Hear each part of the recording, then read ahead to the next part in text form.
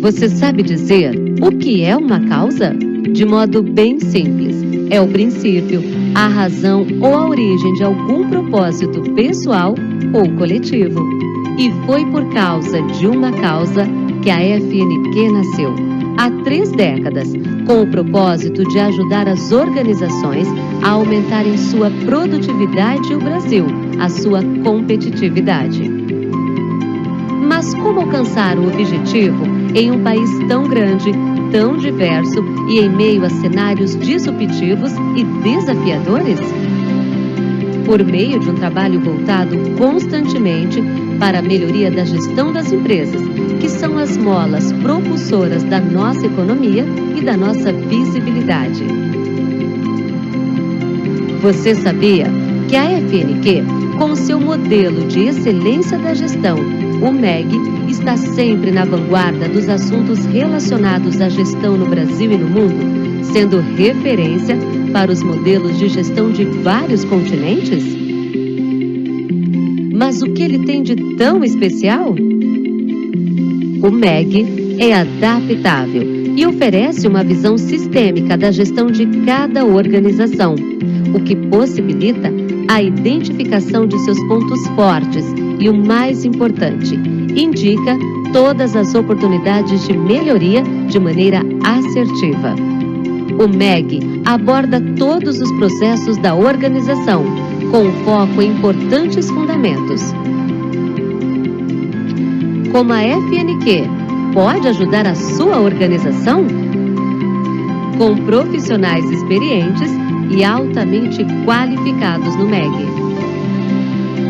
Convidamos você para conhecer a FNQ, a sua causa e o seu compromisso com a excelência da gestão.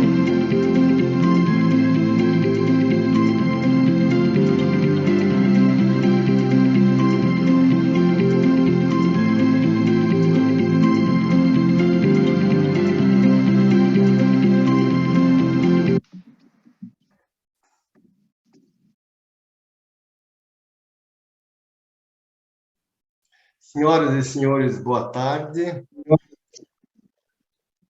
É com imenso prazer que eu anuncio aqui a 15ª edição do nosso evento Webinário Estratégico da FNQ e o primeiro de 2022. Meu nome é Ronald Dauschel, novamente, presidente da FNQ. E para quem não conhece a FNQ, né, que vem de Fundação Nacional da Qualidade, ela foi criada em 1991, ou seja, fizemos 30 anos, né, no ano passado, por 39 empresas de grande relevância no Brasil, com o intuito de oferecer às organizações no Brasil uma forma de se preparar para, na época, anunciada abertura de mercado. Então, oferecemos, na época, uma série de ferramentas, experiências, um prêmio. E hoje, né, cumprindo a missão, a FNQ continua evoluindo, né, na disseminação, né, e práticas de gestão. Estamos hoje com o modelo, como vocês viram no filme, na 21ª edição, né, do MEG, que é o modelo de excelência de gestão, que tem aí 8 fundamentos estratégicos que vocês também viram.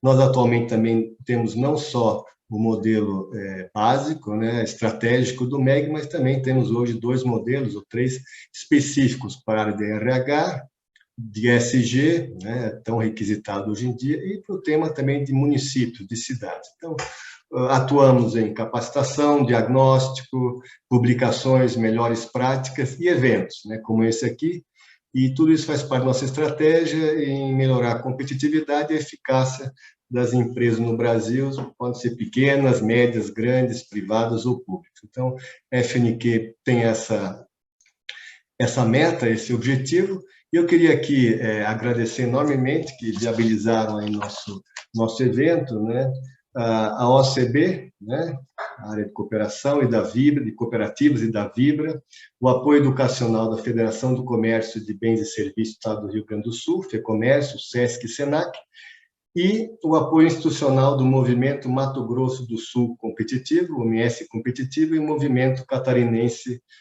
pela Excelência. Então, eu já me apresentei antes, o meu nome, eu sou engenheiro de formação, eu atuei em várias empresas, uma delas foi a Siemens por 30 anos, e, na sequência, em muitas organizações, principalmente atuando em inovação, gestão e processo. Então, desde 2019, eu coordeno, né, a FNQ com muito orgulho, junto com uma equipe interna fantástica e vários parceiros externos. Então, isso, o que é a FNQ, o que ela faz, a FNQ, estamos à disposição para tirar todas as dúvidas e apoiar vocês, né, no aumento de competitividade. Queria hoje, então, já começar dando um olá para a Letícia, não sei se ela está nos vendo aqui, que está no mudo. Queria, então, agradecer bastante, né, a atenção e ter, né, aceito esse convite. Letícia, tudo bem?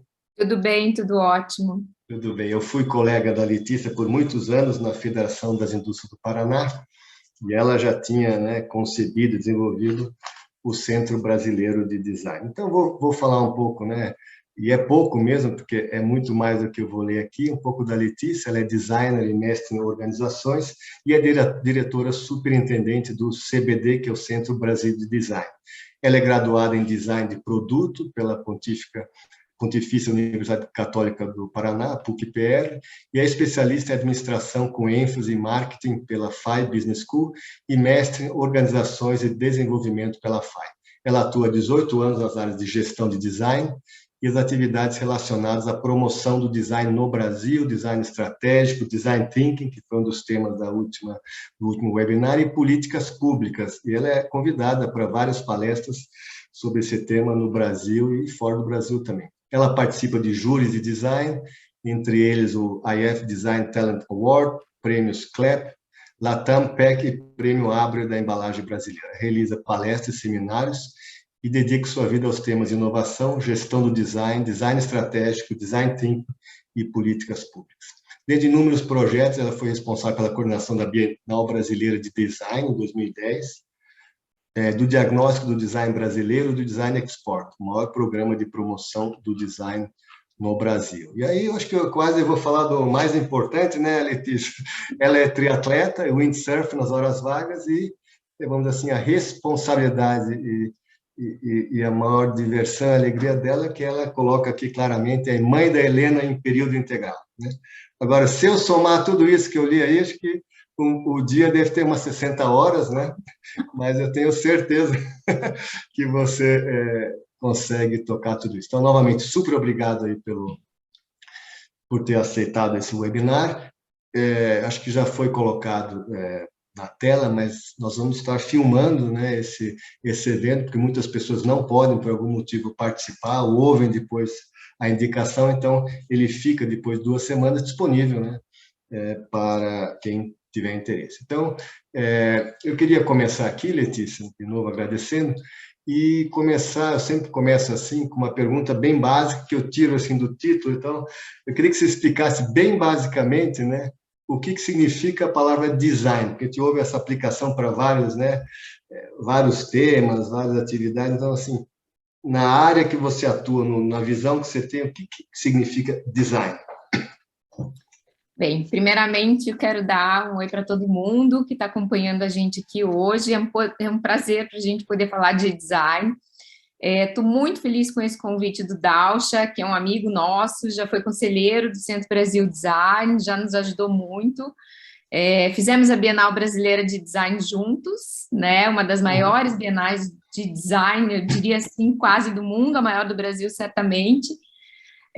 Muitos desafios, né, que eu acho que entre eles a condução dessa questão do design, que ainda é uma temática pouco desenvolvida, né, ou muitas vezes pouco compreendida.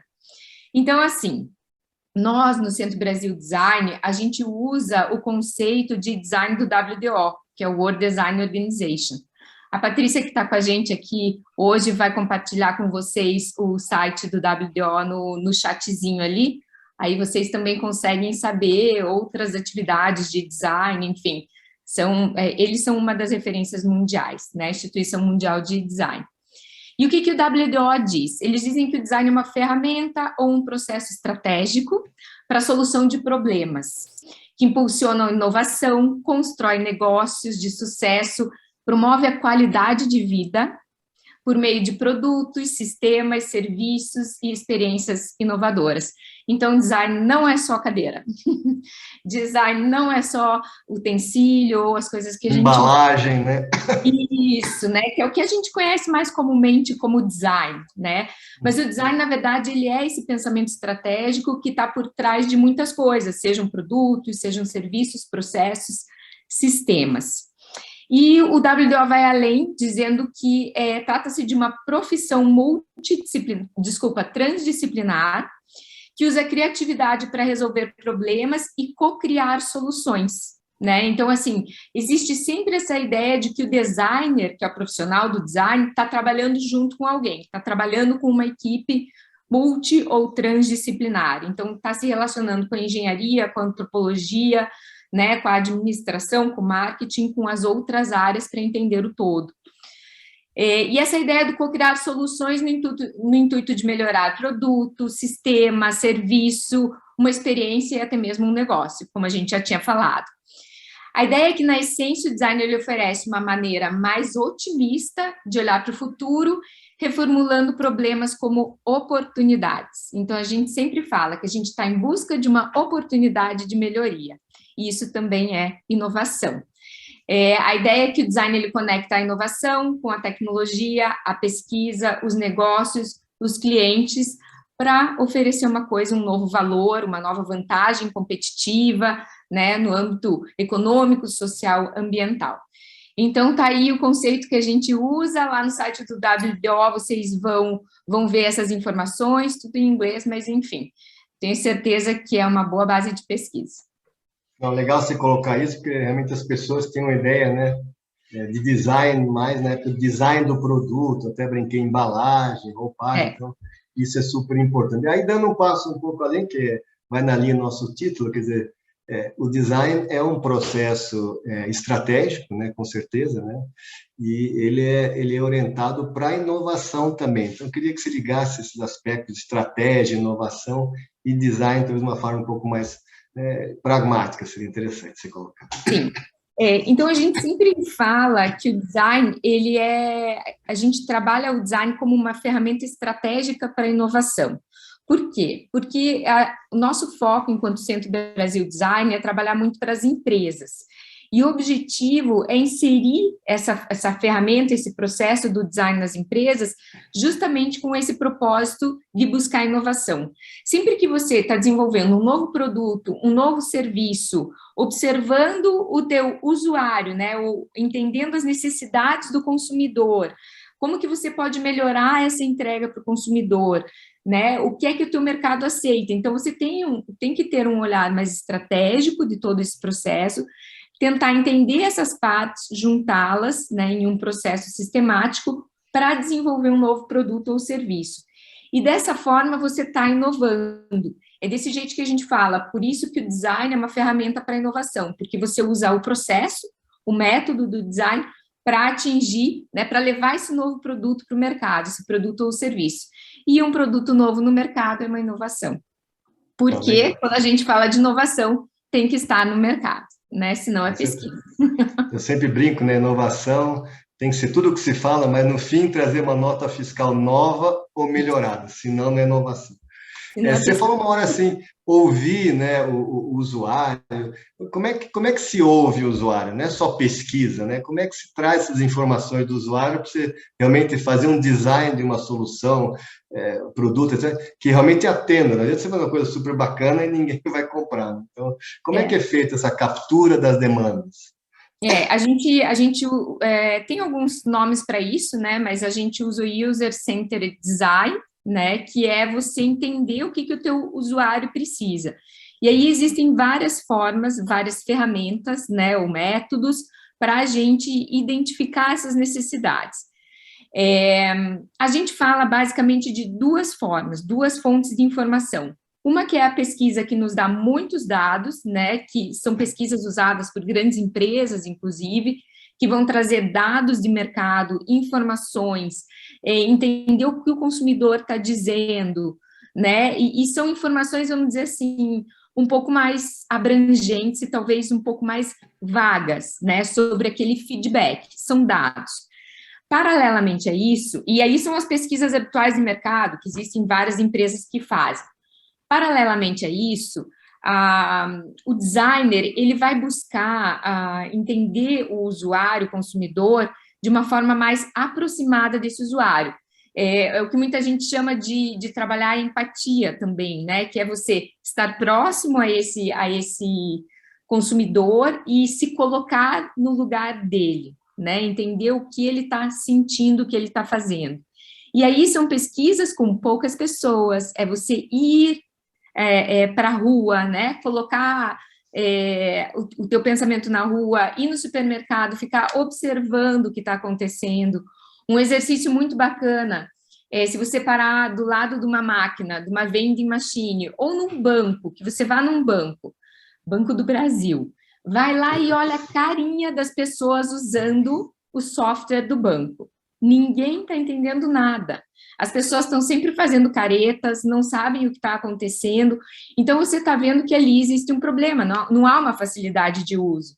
Então, esse, por exemplo, é uma ferramenta que a gente chama de observação do usuário, que é você observar de longe o usuário, como que ele está se sentindo, a cara dele, o sentimento. Uma outra forma é você ir até essa pessoa e interrogá-la, perguntar, você está tendo dificuldade? E aí tem que ter toda uma sensibilidade para isso, porque se você perguntar para uma pessoa se ela está tendo dificuldade, ela vai dizer que não. É muito difícil as pessoas assumirem que têm dificuldade ou que não estão gostando de alguma coisa, porque a pessoa sempre acha que o problema é com ela, né? E não com aquele serviço que está sendo entregue. Então, essa é a melhor forma da gente entender, de uma forma subliminar, o que o teu usuário precisa, o que ele está sentindo falta, o que não está atendendo ele. Então, imagine a gente colocar um pelotão de pessoas nas ruas, né, tentando entender o que são aquelas obras, tudo aquilo que a prefeitura está fazendo nas cidades. Seria muito legal, né, entender o que as pessoas estão precisando, quais as dificuldades que elas estão tendo para atravessar uma rua, quais as dificuldades que elas estão tendo para usar um serviço público. Então, é isso, é se aproximar realmente do consumidor, do usuário, né, do teu cliente e entender o que ele está querendo.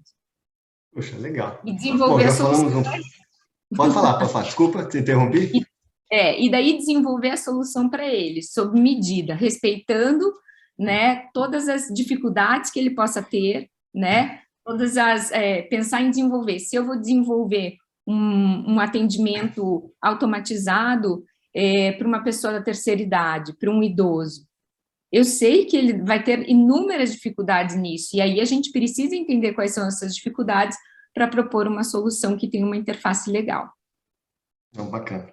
Bom, já falamos um pouco o que se entende por design, o que é um design estratégico, como é que se traz inputs, mas vamos falar assim, da organização que você, né, lidera ou estruturou, o que faz o CBD? O que o Centro Brasil Design, como é que ele atua, qual que é a razão, né, a missão, né, como é que ela trabalha com o cliente, com a empresa? Falar um pouquinho do CBD para a gente. Bem, Centro Brasil Design tem 21 anos, foi criado em 97, como um projeto, na época, como um projeto estratégico do governo do estado do Paraná, e, enfim, era um projeto. E em 2 anos, esse projeto se estruturou, já inicialmente, com o apoio de algumas consultorias, até do exterior, e se entendeu na época, e isso é extremamente atual, que a criação de um centro de design, ela tinha que ter como objetivo não atuar para os profissionais de design, mas sim atuar onde estava a demanda. E que era essa demanda? Quem era essa demanda? A indústria. Então, a ideia já de criação do Centro Brasil Design, lá no início, foi criar um centro de design que atendesse os empresários, na época, paranaenses. Em 2 anos, o Centro Brasil Design se estruturou, né, já tinha rodado um primeiro programa de apoio ao design para as indústrias do Paraná, e aí começou a trabalhar já nacionalmente, atendendo outros estados. Deixou de ser um projeto, né, estratégico e se tornou uma OCIP, né, uma organização da sociedade civil de interesse público. E desde então ainda somos uma OCIP, continuamos trabalhando nacionalmente, né, atendendo todo o Brasil, e hoje temos já alguns projetos e relações internacionais. Então, a gente, além de atender a demanda do empresário brasileiro, né, além de promover o design internamente, a gente também faz uma promoção bastante grande do design brasileiro no exterior, né? Então, principalmente, o principal foco do Centro Brasil Design é promover o design, né? De que forma? Fazendo com que cada vez mais empresas, empresários e indústrias entendam o que é o design, por que ele é uma ferramenta estratégica e importante e de que forma ele pode ajudar na competitividade das nossas empresas. Quando eu digo empresas, é porque a gente está falando tanto do setor, né, industrial quanto de serviços, e também considerando aí a questão das startups. Nós atuamos com as empresas de duas formas, tanto individualmente, atendendo a empresa na demanda que ela tiver em design, mas a gente não faz design. A gente faz a gestão do design e a gente conecta as empresas aos profissionais de design do mercado. Então, a gente está sempre, apesar de trabalhar para as empresas brasileiras, a gente atua paralelamente aos escritórios de design já consolidados no mercado. A gente, então, funciona como um broker, né, fazendo essa ponte entre essas duas partes. Então, a gente atua tanto individualmente para as empresas, mas principalmente por meio de programas de design, que são programas desenvolvidos em parceria com grandes instituições, sejam elas públicas ou privadas. Um exemplo disso é um programa que está rodando agora a 4ª edição, que é o Design Export, que é um programa em parceria com a Apex Brasil, e que tem como objetivo ajudar as empresas a desenvolverem produtos e embalagens para exportação. Então, o foco é mercado externo. Então, aí é onde a gente atende um grupo maior de empresas, a gente estrutura todo o programa, estrutura todo o processo, começo, meio e fim. O que nós temos é um convênio geral com essas instituições, organizações, prestamos contas, fazemos todo esse follow-up, né, do trabalho, toda a gestão, né, do início ao fim do processo e ajudamos essas empresas. Até hoje, em 3 edições do Design Export, foram atendidas 300 empresas e agora a gente está entrando na 4ª edição. O que mostra, né, o sucesso do trabalho, que o trabalho realmente tem um bom resultado, senão a Apex não estaria dando continuidade a um projeto como esse. O Design Export acontece por meio da conexão, que é o trabalho que nós fazemos, a conexão entre a empresa interessada em exportar e um profissional de design do mercado, que nesse caso já é um profissional pré-cadastrado no programa, né, mas de mercado. E eles vão desenvolver esse produto com foco no mercado externo e a gente faz toda a gestão do processo, que é o trabalho principal de gestão do design que o CBD faz, justamente para diminuir o risco de lançamento de um novo produto, de diminuir o risco de uma inovação. Bem, além desse trabalho que a gente fala, que é promover o design, dos programas de design mesmo, a gente tem toda a parte que está relacionada à visibilidade das empresas. E isso também está ligado à competitividade, seja essa visibilidade nacional ou internacional. E com isso a gente trabalha com premiações de design.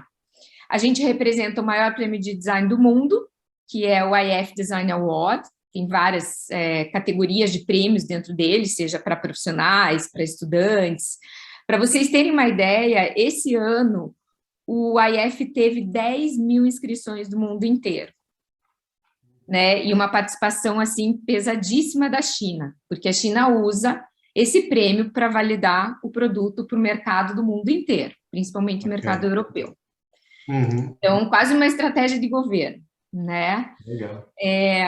Um outro prêmio que nós representamos é o TISDC, que é o Taiwan International Design Students Competition, que daí é um prêmio exclusivo para estudantes. É aí onde a gente trabalha mais com os jovens, né, designers que estão se preparando para o mercado, e esse é o maior prêmio de design para estudantes do mundo. No ano passado, foram em torno de 20 mil inscrições, e a gente representa eles aqui no Brasil, faz toda a parceria. E no ano passado, nós lançamos o nosso próprio prêmio de design, mas é um prêmio que tem um propósito diferente, que é o Design for a Better World Award, e a ideia desse prêmio é falar como que o design pode, de fato, contribuir para um mundo melhor. Aí nós falamos de design, inovação e impacto positivo, né? Então, assim, eu acredito que para a gente não se estender tanto falando do Centro Brasil Design, daria para a gente resumir um pouquinho nisso aí. Legal. Isso é uma pergunta, eu no site até eu entrei, vocês falam muito em design na prática. Eu sei que você indiretamente já falou, né, mas o que vocês querem dizer para alguém que não conhece, né, design na prática? Então, o design na prática é a nossa metodologia, né? É uma metodologia que foi desenvolvida ao longo desses 20 anos de trabalho, atendendo aí praticamente 5.000 empresas, 5.700 empresas, e é uma E é de metodologia... vocês, não é importada essas metodologias. Bem, ela nasceu fruto de uma parceria com o Reino Unido, com Glasgow, né? Legal. Nós fizemos esse alinhamento com eles em 99, mais ou menos, que o diretor do Centro de Design de lá veio para cá. Nós conhecemos o sistema de trabalho deles, no desenvolvimento de um programa de design lá, e trouxemos a ideia para cá. Fizemos um paralelo, eles teoricamente tinham uma metodologia, né, tinham muito dinheiro, e nós falamos assim, não, então a gente vai trazer essa ideia para cá e vamos desenvolver o nosso próprio programa, que foi quando nós criamos o primeiro programa de fomento ao design, aqui que foi o Criação Paraná, em 2000. E para isso eu, inclusive, fui para Glasgow aprender a tal metodologia, como que eles trabalhavam e tal. Fiquei um tempo lá e descobri que não tinha metodologia. Tinha dinheiro e eles trabalhavam como achavam mais apropriado com cada empresa e davam um tanto de dinheiro para cada um. Aí nós voltamos e reunimos uma série de especialistas aqui no Brasil e desenvolvemos a nossa própria metodologia com base no que a gente já havia aprendido. Essa metodologia teve apoio da FINEP, inclusive recurso da FINEP para o desenvolvimento da metodologia, né, contando com todos esses especialistas do Brasil todo, e enfim, a gente desenvolveu ela, foi esse marco conceitual em 2002 aproximadamente, com esse programa foi um teste, né, em 2005, o segundo programa, teve um segundo programa que foi Criação Paraná 2, e aí a gente só vem aperfeiçoando essa metodologia, que hoje tem um nome, que é o Design na Prática, e que já foi registrada e que vem sendo usada aí já em mais de 20 programas de apoio ao design que nós já desenvolvemos aqui no Brasil. Legal. Bom, imagino que você falou das metodologias, etc. Vocês devem ter algumas, eu vi até um outro no site, você deve ter algumas metodologias, assim, não vou dizer de vocês, mas que foram desenvolvidas. Eu vi um lá, não sei, SSM, né? E tem outros também. Se você quisesse comentar sobre uma outra ferramenta, seria legal.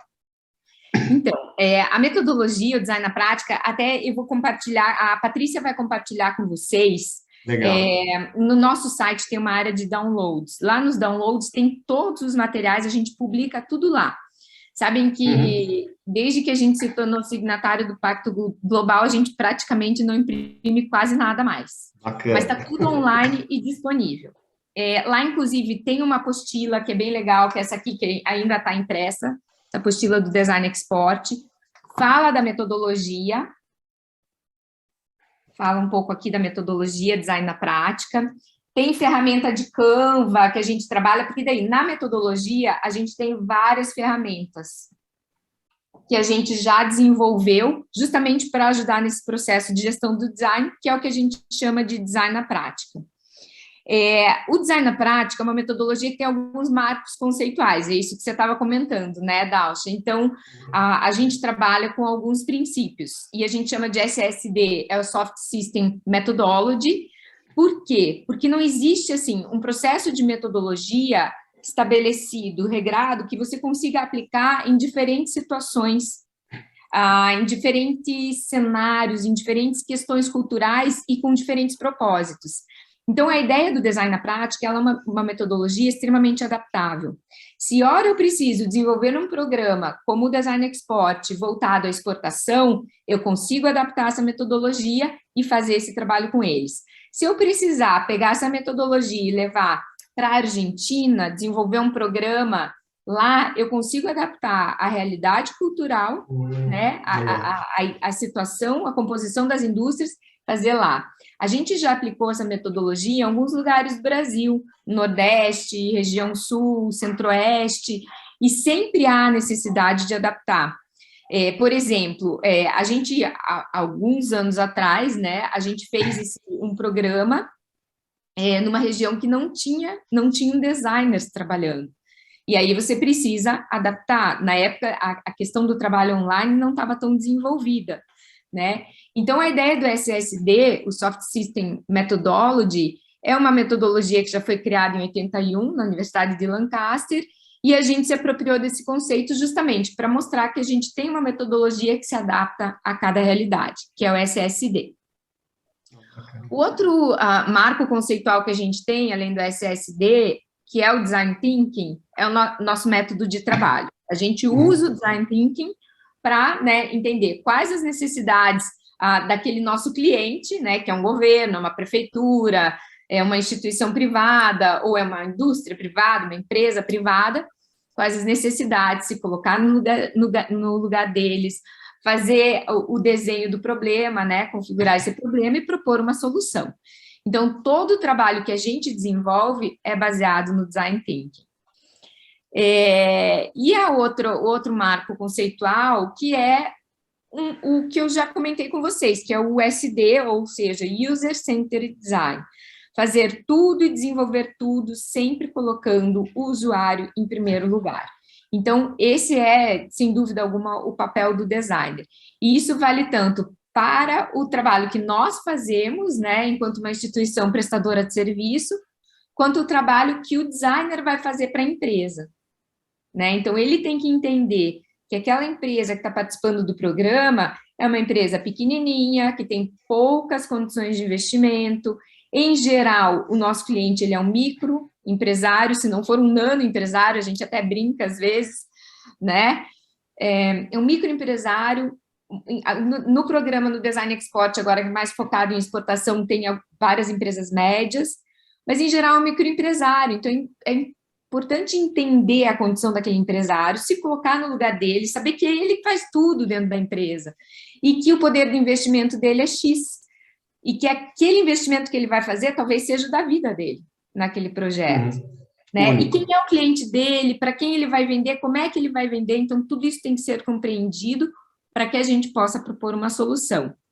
Então, a metodologia, ela vem se desenvolvendo e ela tem as ferramentas que ela entrega justamente para a gente ir brifando, né, que eu falo tudo isso, né, uma das principais ferramentas que a gente usa é o briefing, que nada mais é do que um documento que estabelece os requisitos de projeto.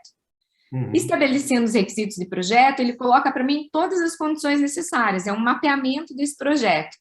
Tudo que o cliente quer, né, o empresário quer, a gente fala que nosso papel é equalizar expectativas. Então, eu preciso trabalhar as expectativas do empresário, colocar no papel, e colocar as expectativas do designer, que acha que vai fazer também uma grande revolução, e colocar no papel. Pesar tudo isso, fazer um equilíbrio e dizer, pessoal, então isso a gente pode fazer. Né? Então, isso que a gente fala muito, equalizar as expectativas, quando a gente vai trabalhar com inovação, é muito importante. Porque eu não posso fazer um projeto que seja além da capacidade do meu empresário, porque vai para a gaveta. Ou ele vai ter que fazer um investimento que ele não é capaz de fazer. E aí, uma pergunta para você, Letícia. Você falou um pouco do microempresário, mas aqui tem o Marcos Erus, que é uma pergunta que tem um pouco a ver, mas queria que você complementasse. Letícia, acredito que, infelizmente, a maioria das empresas de pequeno e médio porte não investe em áreas como design, de uma maneira geral, em P&D. Em sua opinião, o que se deve, né, mudar no país para que não só o desenvolvimento, mas também a experiência do cliente venha a ser um carro-chefe, né, de empresas menores? É muito, muito isso do que eu falei já. A gente ainda precisa educar, né, o empresário em relação ao design. E essa questão da expectativa, ela é muito importante, porque se eu chego para o empresário, mesmo que pequeno, que não tem condições de investir em P&D, porque muitas vezes ele não investe, porque o que ele tem de rendimento, ele tem que pagar a folha, né, da empresa, é a prioridade dele, vamos dizer assim, ou comprar matéria-prima, né? Então, muitas vezes ele ainda não conseguiu organizar a empresa e ter uma estrutura que permita investir em P&D.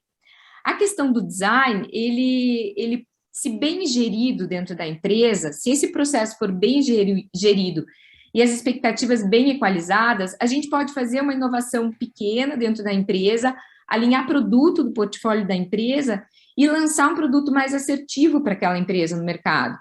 E ele não precisa fazer um investimento tão grande se a solução for criativa e atender às necessidades da empresa, né? Mas tudo isso tem que ser, eu falo assim, tudo que é combinado não sai caro, né? Então, se a gente alinhou essa questão com o empresário, ele vai entender e vai conseguir entender que isso é um investimento, Marcos. Então, a gente ainda precisa fazer com que os empresários entendam que o design ele é importante, é estratégico, ele é um investimento para o empresário.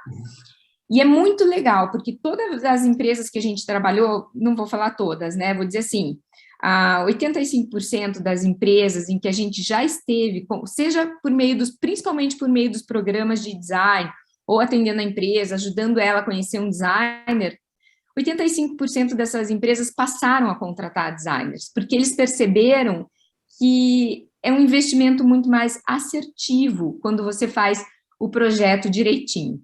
E quando eu falo isso, é contratar direito, né? Não é chamar o vizinho, o sobrinho que desenha bem, né? É de fato... Letícia, deixa eu fazer uma pergunta para você. Eu falei de tamanho, né? Tem uma pergunta aí, pequeno e média, assim, mas achei interessante também, se falou em setor, então vou fazer duas seguidas. Como o design thinking, o design, pode atuar no setor de serviços? Primeira pergunta, né? E a segunda é mais complicada ainda, né? O design pode trabalhar em processos organizacionais? Sim. Deixo essas duas bombas para você. Não é bomba, não. Não, tá ótimo. A gente fala, né? Eu comentei lá no começo, serviços, a área de serviços hoje para o design, ela está se desenvolvendo muito, né? Eu diria até que tardiamente no Brasil, né? Fora do Brasil, na Europa, já existe já há muito tempo esse trabalho de design de serviço.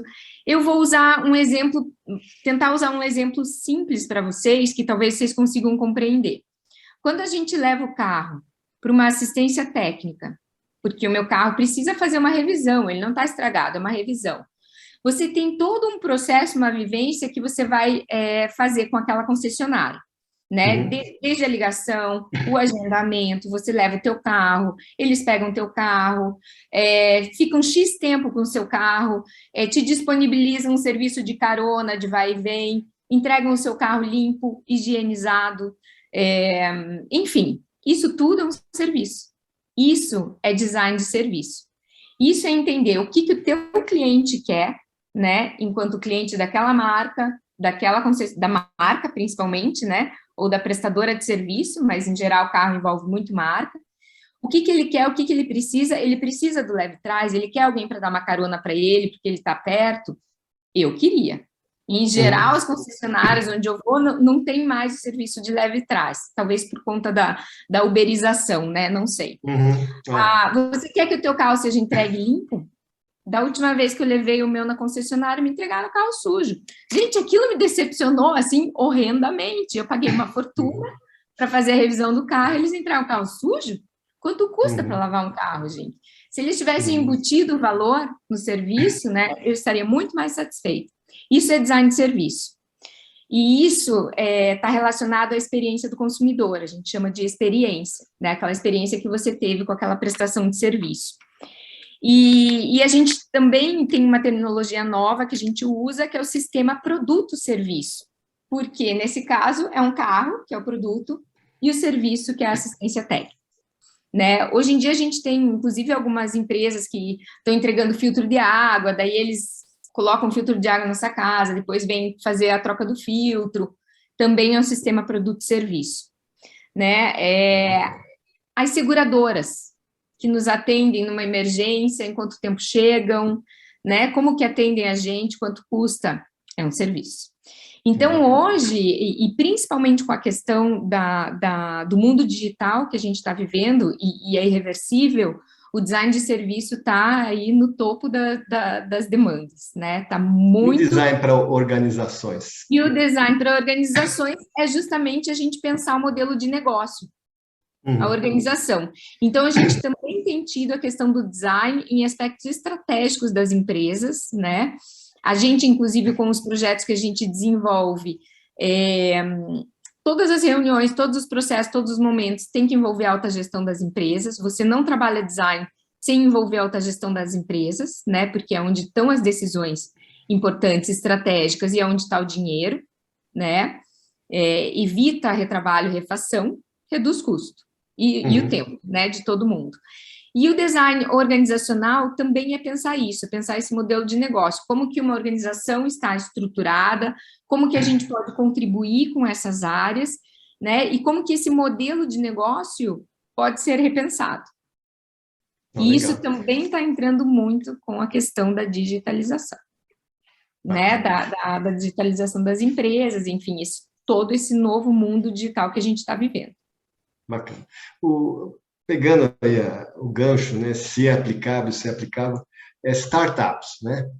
Startups, né, eu, pelo menos, sempre, quando eu convivo, eu sempre vejo duas etapas, né? A primeira etapa que é o modelo de negócio, produto, e a segunda depois já é a operação, né? Pela tua experiência, né? Primeiro, onde essas startups usam mais o design? Eu acho que é na segunda parte, infelizmente, mas onde deveriam usar? Então, assim, onde elas te contratam? Essa é a minha pergunta. Onde é que elas pedem ajuda? Em qual momento?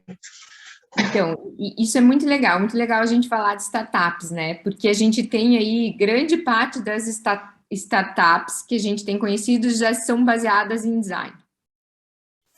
Então, o design já entra no início do processo, né?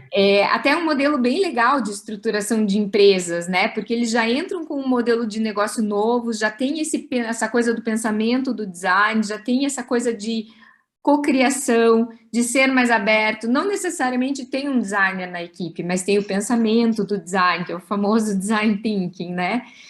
E que nada mais é do que estar aberto, né? Cocriar, desenvolver as coisas em parceria, e fazem muito isso, é muita parceria, muito a inovação aberta que a gente fala, né? Muita troca.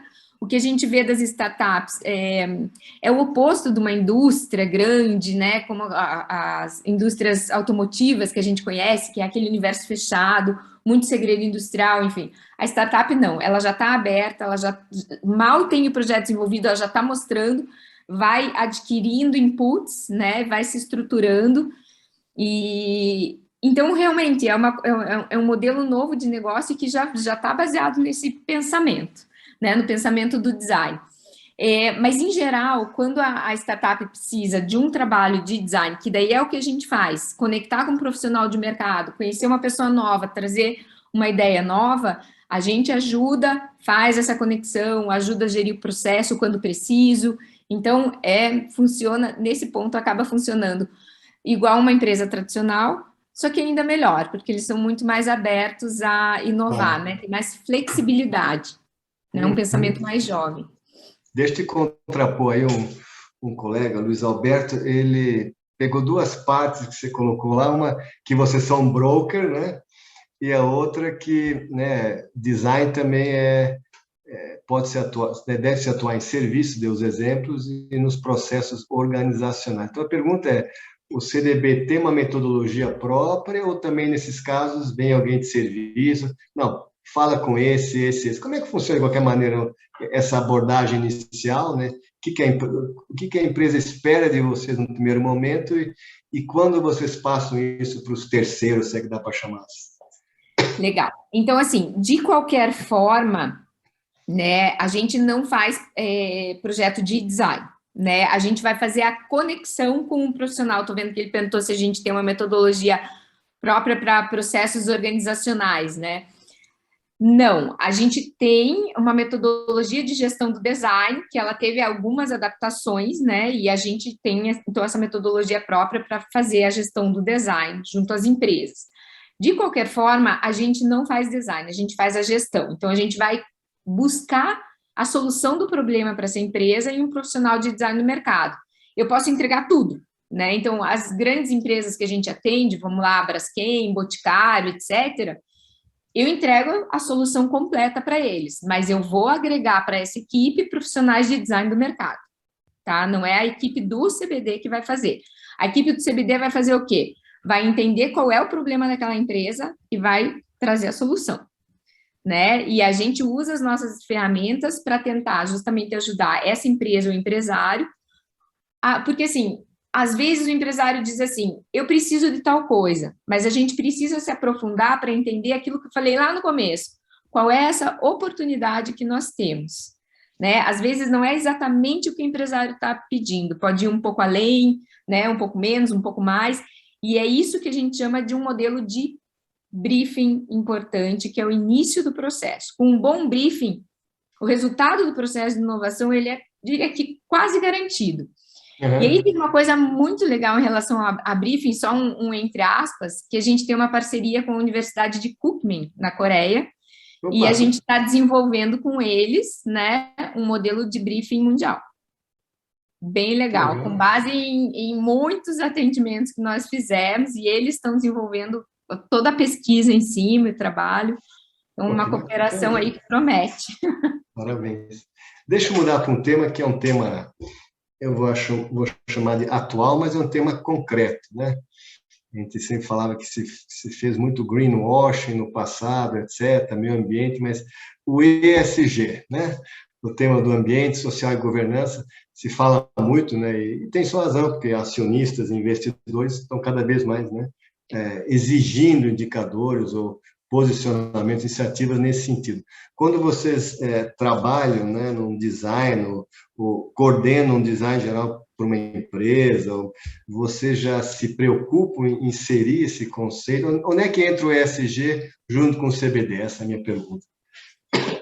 Hoje, bem, a gente se tornou signatário do Pacto Global em 2018, né? O CBD foi a primeira instituição de design do Brasil a aderir, e desde então a gente vem procurando compartilhar os objetivos, enfim, trabalhar toda a questão do ESG, e em 2018 mesmo a gente criou uma iniciativa que a gente está chamando de Design for a Better World.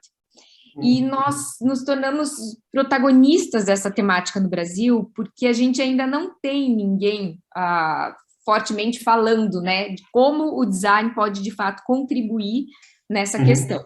Então, nós temos iniciativas pontuais, algumas ações de ativistas, mas nada muito concreto, né? E o objetivo dessa nossa iniciativa, a gente começou com palestras, trazendo especialistas de fora, justamente para começar a debater o papel do design, né, como o design pode muito, né, contribuir, porque lembram que eu falei lá no conceito, né, a gente está falando de qualidade de vida, os designers estão falando em melhorias contínuas, então, assim, é muita coisa.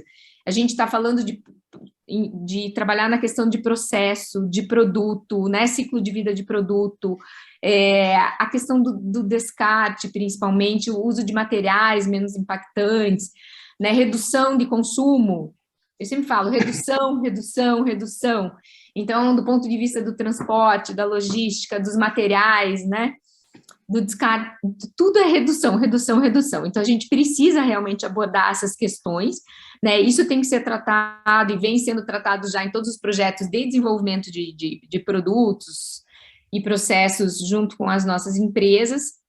E a iniciativa que a gente fez, o Design for a Better World, então começou com as palestras para a gente falar sobre isso, como de fato podemos contribuir, e a ideia inclusive é sensibilizar até mesmo os próprios designers, né, além dos empresários, é claro.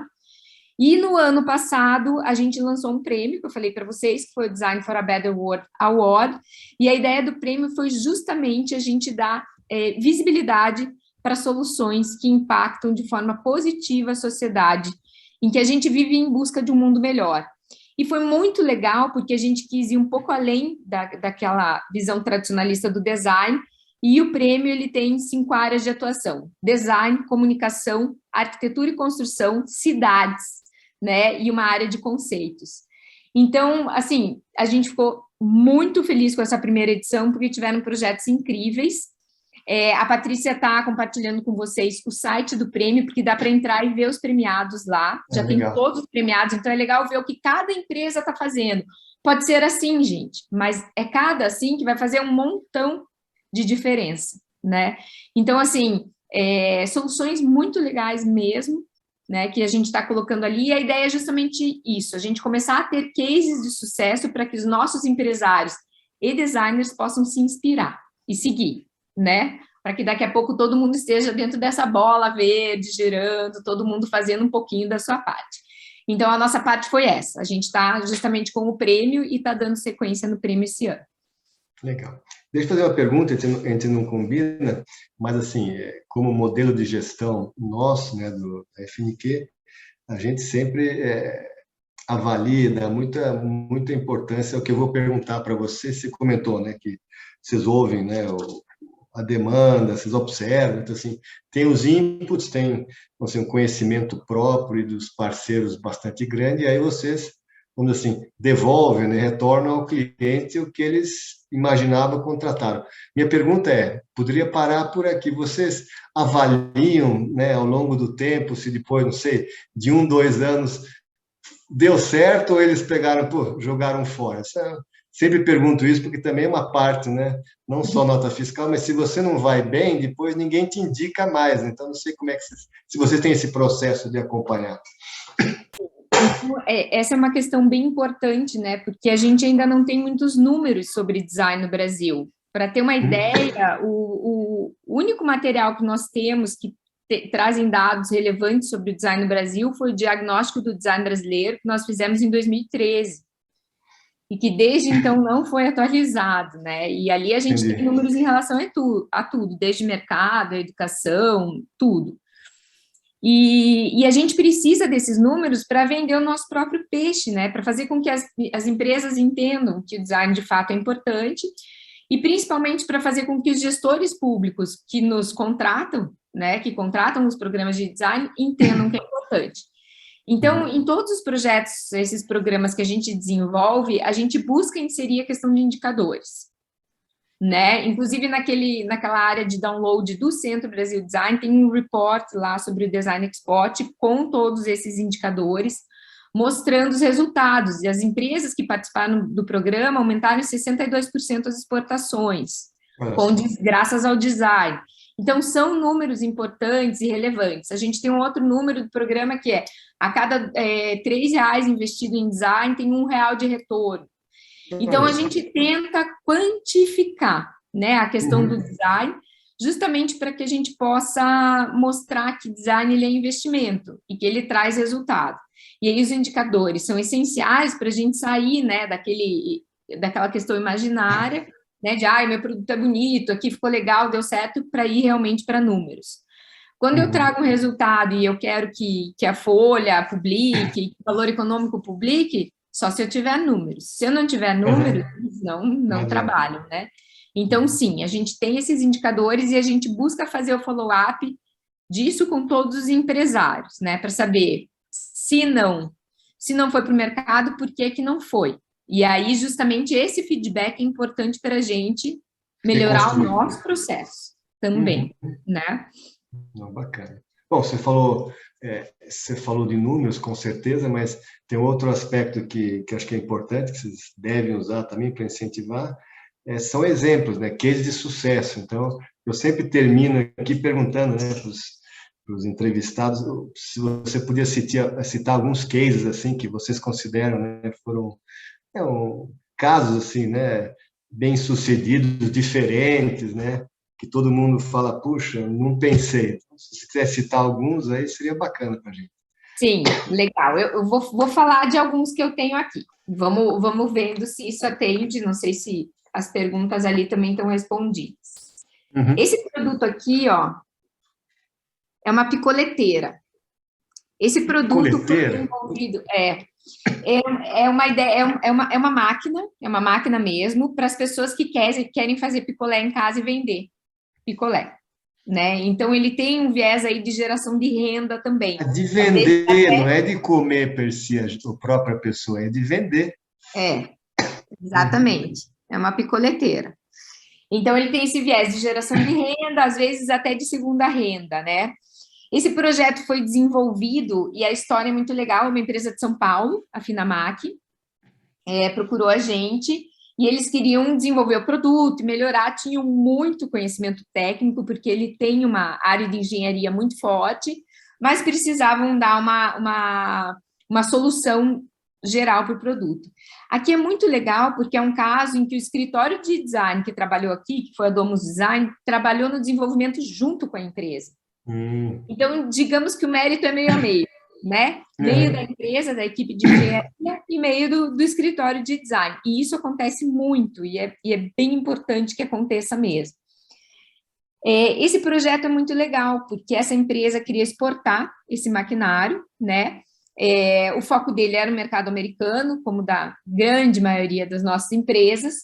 Ele conseguiu desenvolver esse produto, conseguiu fazer a exportação, e o projeto foi tão bem sucedido que ele acabou montando uma planta da fábrica nos Estados Unidos. Então, é um case de uma empresa que foi internacionalizada, graças a esse produto, e começaram 25% da exportação da empresa é desse produto, e começaram a trabalhar lá, e já estão na segunda edição, na segunda versão, né, do projeto. É um empresário que também, agora, qualquer coisa que ele faça, ele contrata design. Terceirizado, mas tudo bem, gente. Algumas empresas não justificam você ter equipe interna, o que é uma possibilidade também, né? Em alguns casos não é indicado. Aí eu tenho um outro projeto legal e que está bem relacionado à nossa realidade de hoje, que é o mundo virtual, que é o Weave. O Weave é esse produtinho aqui, tá? O Weave é uma proposta muito legal, totalmente ecológica. Esse produto aqui, ele é feito de terpeno, ele é um produto de limpeza, e ele tem várias soluções, banheiro, cozinha, sala, tem uma composição diferente. E aqui tem vários aspectos que envolvem a questão de sustentabilidade. A gente não gosta de falar até de sustentabilidade, porque nunca é 100%, mas enfim, envolve essa questão.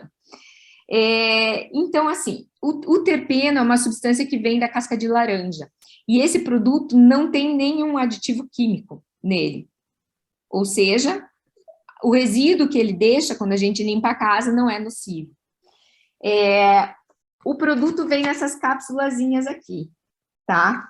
Você compra o kit, vem o spray aqui, você coloca a cápsula aqui dentro e adiciona água, tá?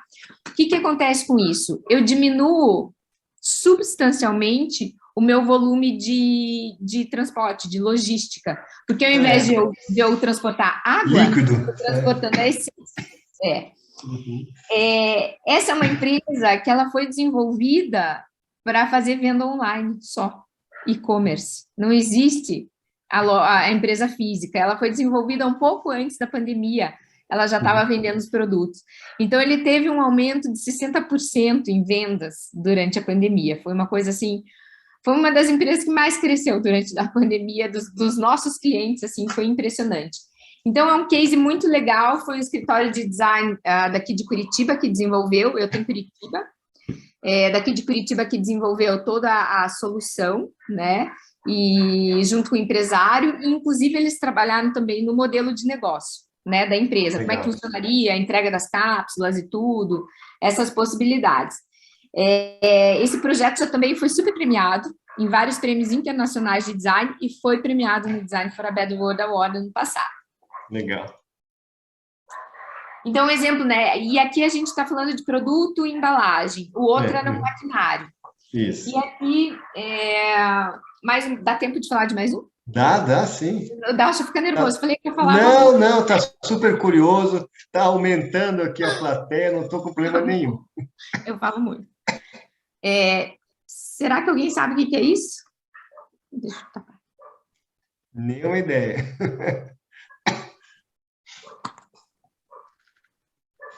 Nossa! Uhum. É uma prótese. Essa prótese se chama Confetti, foi desenvolvida por uma empresa do Rio de Janeiro, com escritório de design, a Furf Design, aqui de Curitiba, o escritório.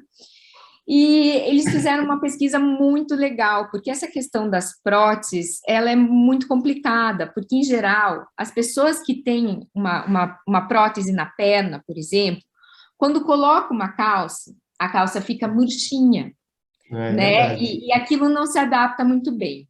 Hoje, há um tempo atrás, no SUS, por exemplo, eles entregavam uma espuminha, né, para a pessoa poder colocar em volta da prótese, que era uma coisa que também não resolvia tão bem toda a situação.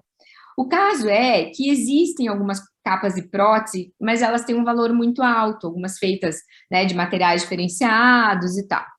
E eles entraram com esse projeto para desenvolver uma solução super bacana, que é toda injetada em plástico, né, de baixo custo, ou seja, todo mundo pode comprar, e é uma coisa bacana, é colorido, né, é bonito, faz o voluminho necessário para quando vai usar uma calça, e eles foram um pouco além. Eles começaram, a empresa entregou várias dessas próteses e começou a tirar foto das pessoas, chamaram essas pessoas para o Instagram e criaram um movimento.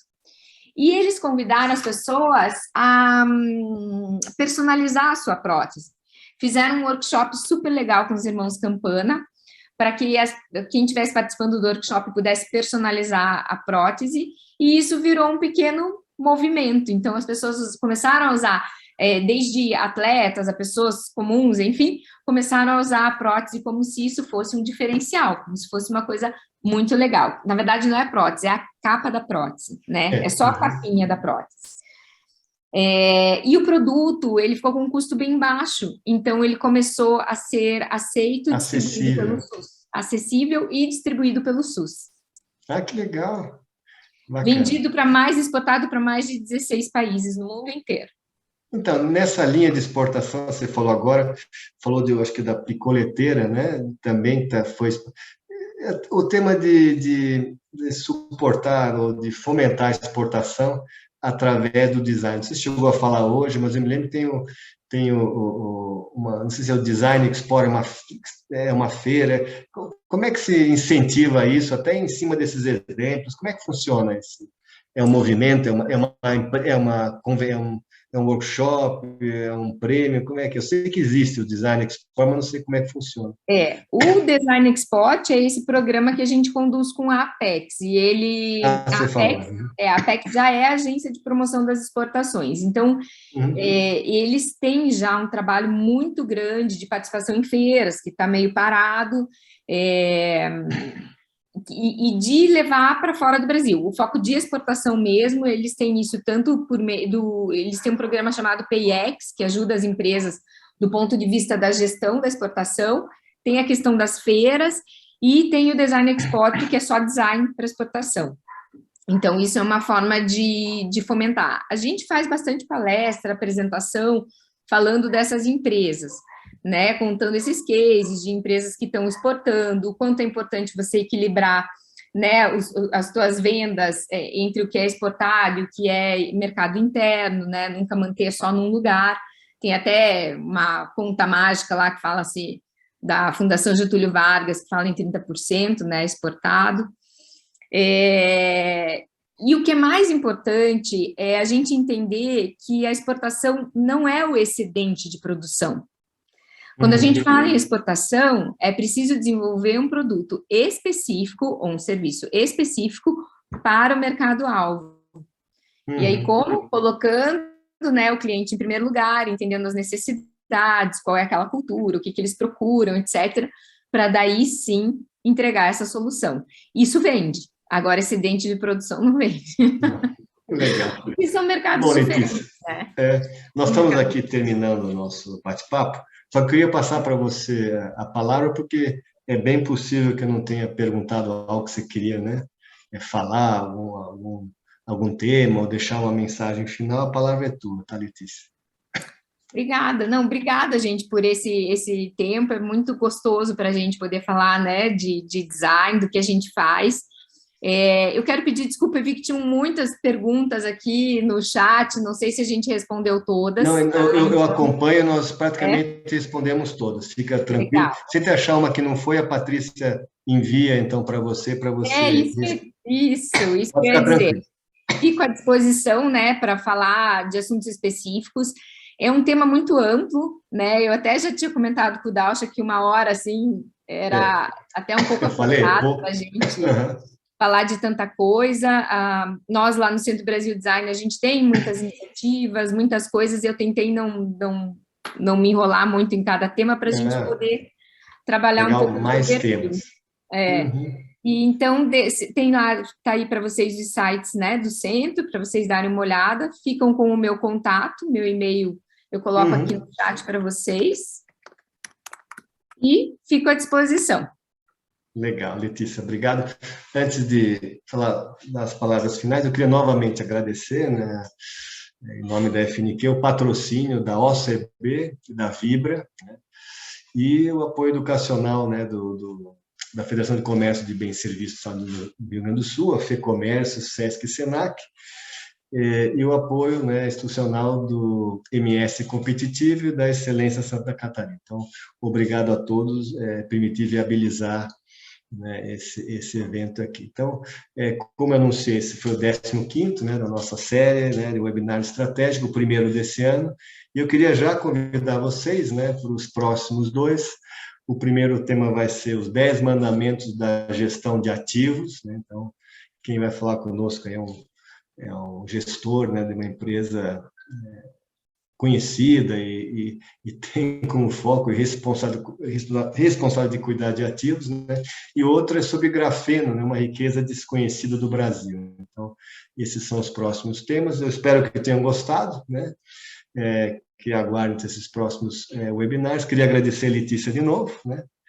E na linha que ela já falou há um pouco, 1 hora, para mim, né, eu ficaria mais agradecido, se possível, claro, fiquei contente que vocês gostaram, mas se vocês pudessem nos dar feedbacks, né, retornos em relação a pontos que pudessem ser melhorados. Então, a gente ganha muito, né, claro, com elogios, mas até bastante mais se a gente tiver feedbacks. Muitas coisas que nós já mudamos foi em função do que vocês me deram retorno. Muito obrigado a todos que participaram, foi muito bacana, a interação foi bastante grande, né?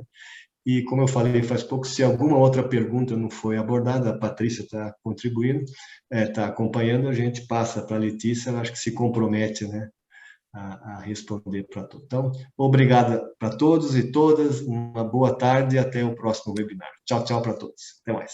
Tchau, gente. Obrigada. Tchau, tchau.